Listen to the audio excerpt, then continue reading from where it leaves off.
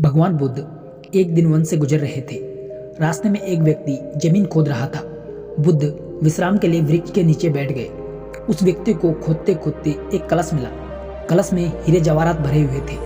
उसने सोचा, आज मेरा भाग्य जाग उठा है।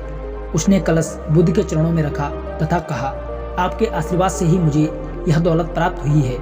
मैं इससे कुछ रत्न आपको भेंट करना चाहता हूँ। बुद्ध ने कहा, तुम्हारे लिए भले ही यह दौलत हो, किंतु मेरी दृष्टि में यह विष के समान है। बिना परिश्रम के मिला धन विष के ही समान होता है। वह व्यक्ति नाराज होकर कलश लेकर वहां से चला गया। उसने हीरे जवाहरात बेचकर संपत्ति खरीदी और दरिद्र से धनवान हो गया। किसी ईर्ष्यालु ने राजा से शिकायत कर दी कि जमीन में दबा धन रात को उसका होता है। व्यक्ति ने उसे निजी काम में लाकर नियम का उल्लंघन किया है।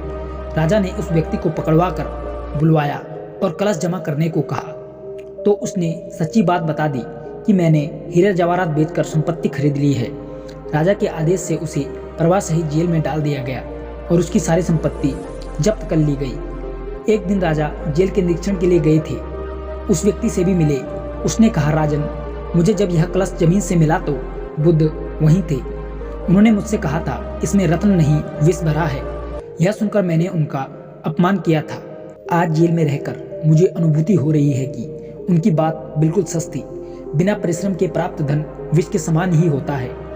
एक बार मैं भगवान बुद्ध के दर्शन कर उनसे क्षमा मांगना चाहता हूँ। राजा ने भगवान बुद्ध को ससम्मान राज्य में आमंत्रित किया।